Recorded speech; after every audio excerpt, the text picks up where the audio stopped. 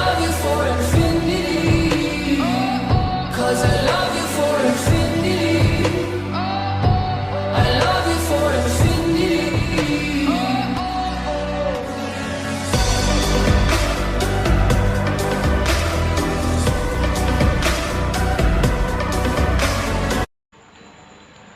Aksiologi.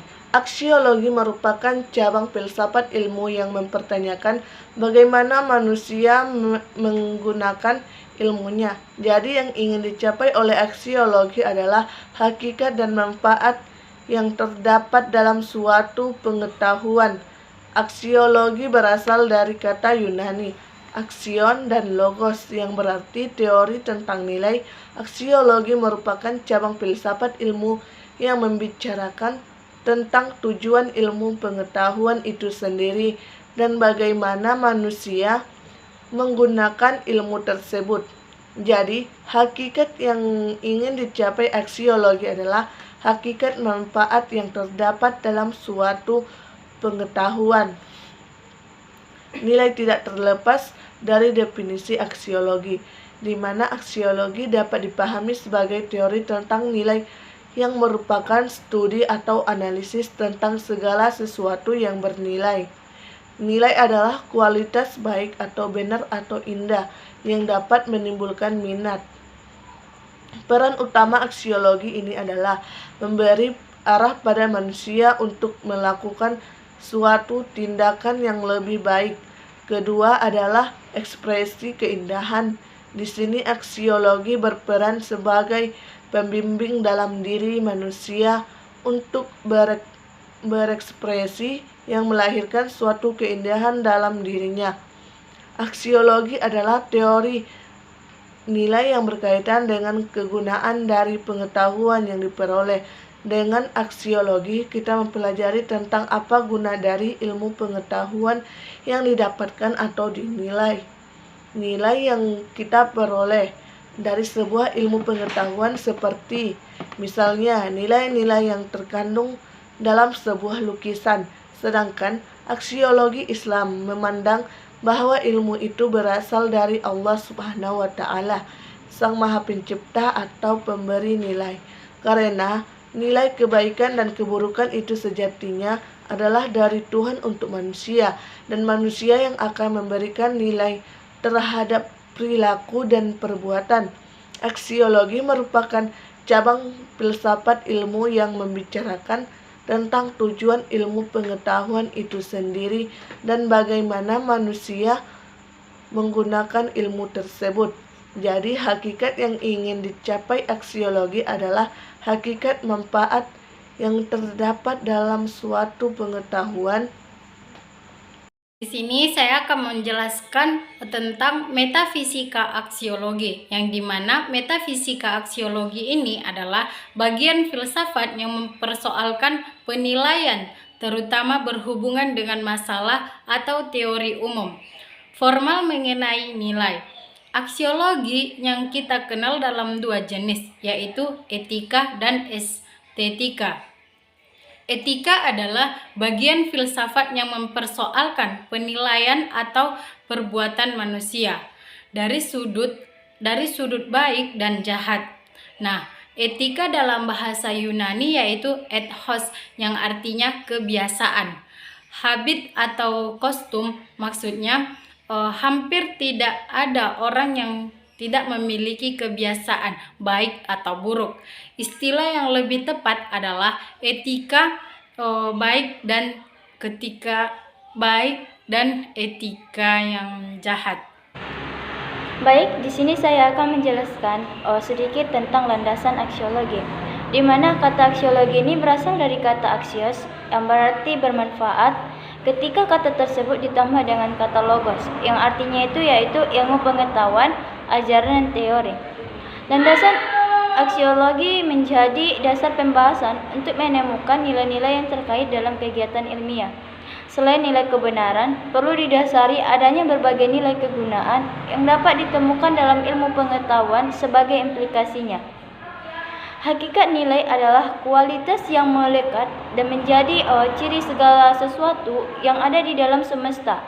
yang dihubungkan dengan kehidupan manusia. Sebagai yang memiliki nilai kegunaan, ilmu pengetahuan memiliki nilai netral yang baik dan jahatnya sangat tergantung pada manusia yang mengoperasikannya. Landasan aksiologi esensialisme. Aksiologi merupakan cabang filsafat yang mengkaji nilai kebenaran, keindahan, kebaikan, dan religius yang berasal dari nilai-nilai leluhur hidup manusia. Dengan kata lain, perilaku baik atau buruknya manusia pada dasarnya mendapat pengaruh dari keturunan dan lingkungannya. Sehingga dapat disimpulkan bahwa aksiologi adalah ilmu pengetahuan yang menyelidiki hakikat nilai yang ditinjau dari sudut kefilsafatan. Dan juga aksiologi adalah kajian tentang nilai ilmu pengetahuan. Mungkin sampai sinilah yang bisa saya jelaskan, kurang dan lebihnya saya mohon maaf. Baiklah, di video ini saya akan menjelaskan materi tentang cabang aksiologi dan juga kegunaan dari aksiologi, di mana seperti yang kita ketahui bahwa aspek aksiologi filsafat membahas tentang masalah nilai atau moral yang berlaku di kehidupan manusia. Dari aksiologi secara garis besar muncullah dua cabang filsafat yang membahas tentang aspek kualitas hidup manusia, yaitu etika dan juga estetika, di mana ini merupakan cabang dari aksiologi. Yang pertama, etika.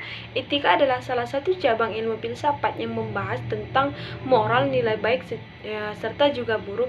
Etika bisa didefinisikan sebagai nilai-nilai atau norma yang menjadi pegangan manusia, juga masyarakat yang mengatur tingkah lakunya. Etika berasal dari dua kata, yaitu ethos yang artinya sifat dan watak dan juga kebiasaan, dan etikos artinya susila, keadaban atau kelakuan dan perbuatan yang baik. Dalam istilah lain, dinamakan dengan sebuah moral yang berasal dari bahasa Latin, mores jamak dari mos, yang memiliki arti adat, kebiasaan. Dalam bahasa Arab disebut dengan akhlak, yang artinya memiliki budi pekerti, dan dalam bahasa Indonesia disebut dengan makna susila. Selain itu juga, dalam hal tersebut berbagai pembagian etika yang dibuat oleh para ahli etika. Beberapa ahli membagi ke dalam dua bagian. Yang pertama, etika deskriptif, di mana etika deskriptif di sini merupakan cara melukiskan tingkah laku moral, misalnya adat, kebiasaan, anggapan mengenai baik atau buruk, atau tindakan yang diperoleh atau tidak. Etika deskripsi ini mempelajari moralitas yang terdapat pada individu dan juga kebudayaan dari sebuah individu. Oleh sebab itu, etika deskriptif ini tidak memberikan penilaian apapun. Ia hanya menyampaikan atau memaparkan dan lebih bersifat netral. Contohnya, penggambaran mengenai sesuatu adat kepala seperti adat mengayau kepala pada suku primitif. Etika deskriptif dibagi ke dalam dua bagian. Yang pertama, sejarah moral yang meneliti cita-cita dan norma-norma yang pernah diberlakukan di dalam kehidupan manusia dalam kurun waktu dan suatu tempat tertentu atau suatu lingkungan yang berskala besar yang mencakup dari beberapa bangsa. Yang kedua, sejarah moral yang berupaya untuk menemukan arti serta makna moralitas dari berbagai fenomena moral yang ada. Yang kedua yaitu etika normatif, di mana etika normatif ini mendasarkan pendiriannya atas norma. Ia dapat mempersoalkan norma yang diterima seseorang atau juga masyarakat itu dengan cara yang lebih kritis dan dapat mempersoalkan apakah norma itu benar atau juga tidak. Etika normatif memiliki arti sistem-sistem yang dimaksudkan untuk dapat memberikan petunjuk atau penuntun dalam mengambil suatu keputusan yang menyangkut baik atau buruk. Etika normatif disebut dengan filsafat moral atau etika filsafati yang dibagi menjadi dua teori. Yang pertama, teori nilai yang mempersoalkan sifat kebaikan, dan teori keharusan yang mempermasalahkan tentang tingkah laku. Adapun yang membagi etika normatif ini ke dalam dua golongan, yaitu konsekuensialis dan juga non-konsekuensialis. Konsekuensialis berpendapat bahwa moralitas suatu tindakan ditentukan oleh konsekuensinya, sedangkan non-konsekuensialis berpendapat bahwa moralitas suatu tindakan ditentukan oleh sebab-sebab yang menjadi dorongan tindakan tersebut, atau ditentukan oleh sifat-sifat yang hakiki oleh keberadaan yang sesuai dengan ketentuan-ketentuan serta prinsip-prinsip tertentu.